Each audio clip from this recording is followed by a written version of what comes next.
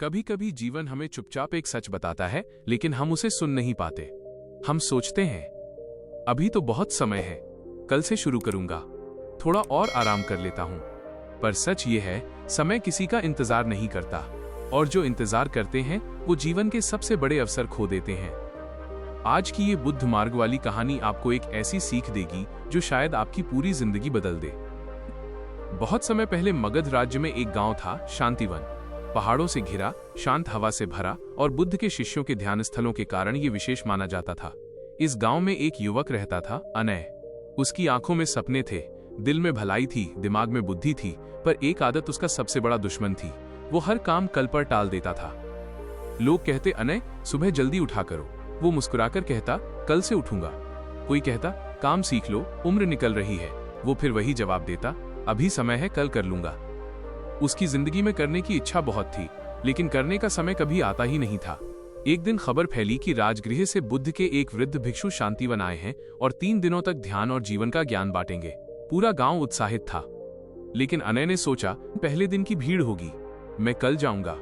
अगला दिन आया, गांव के लोग भिक्षु के आसपास बैठकर सीख रहे थे, लेकिन अनय ने फिर बहाना बनाया, थोड़ा आराम कर लूं, बाद में चला जाऊंगा। और ऐसे ही दूसरा दिन भी निकल गया।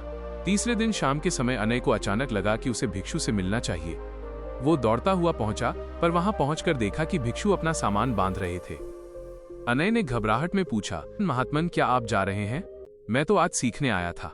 भिक्षु ने शांत मुस्कान के साथ कहा, बेटा मैं 3 दिन यहां रहा, बाकी सब आए, लेकिन तुम नहीं आए। अनय ने शर्म से सिर झुका लिया और बोला, मैं हर दिन सोचता था कि कल आऊंगा। भिक्षु ने उसके सिर पर हाथ रखा, तो क्या तुम आज सीखना चाहते हो? अनय ने तुरंत कहा, हाँ महात्मन, अब मैं सच में सीखना चाहता हूँ। भिक्षु ने कहा, आओ मैं तुम्हें समय का सबसे कठिन सत्य दिखाता हूँ। वे उसे पहाड़ों की तरफ एक शांत गुफा में ले गए। अंदर एक छोटा अंधेरा कमरा था, जिसमें कोई खिड़की या रोशनी नहीं थी। बीच में सिर्फ एक दीपक रखा था।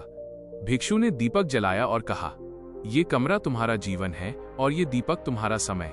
जब ये बुझेगा समझ लेना समय खत्म। ये कहकर वे बाहर चले गए और अनय अकेला रह गया। अनय बैठकर दीपक को देखने लगा। उसकी लौ शांत थी। उसे लगा कि दीपक में अभी बहुत तेल है, इसे बुझने में समय लगेगा। वो आराम से बैठ गया, लेकिन कुछ ही मिनटों बाद हवा की एक सूक्ष्म हलचल हुई और दीपक की लौ कांपी और बुझ गई। पूरा कमरा अंधेरे में डूब गया। अनय को अचानक लगा कि उसका दिल धड़कना रुक सा गया हो। उसने घबराकर पुकारा, महात्मन दीपक इतना जल्दी क्यों बुझ गया? भिक्षु अंदर आए और शांत स्वर में बोले, यही तो जीवन का सत्य है।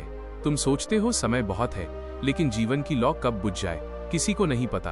तुम हमेशा मानते थे कि कल बहुत है, पर जीवन हमेशा कह रहा था, आज ही सब कुछ है। अनय की आंखें आंसुओं से भर गईं। उसने कहा, महात्मन मैंने बहुत समय बर्बाद किया है, अब मैं ऐसा नहीं करूंगा। भिक्षु बोले, बेटा समय को बर्बाद करना अपने ही जीवन का दीपक बुझाने जैसा है। जो समय की कद्र करता है, समय उसका साथ देता है, लेकिन जो समय को हल्के में लेता है, समय उससे सब कुछ छीन लेता है।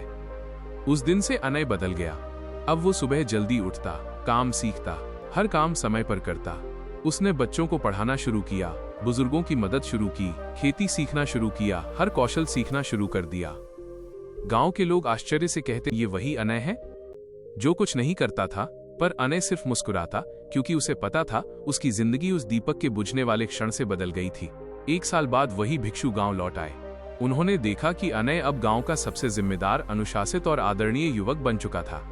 भिक्षु ने पूछा, अब तुम्हारा समय कैसा है? अनय ने विनम्रता से कहा, महात्मन पहले मैं समय को खोता था, अब मैं समय को जीता हूँ। अब मैं आज को पकड़ता हूँ, कल पर भरोसा नहीं करता। भिक्षु मुस्कुराए, जो आज को जीता है उसका कल स्वयं सफल हो जाता है।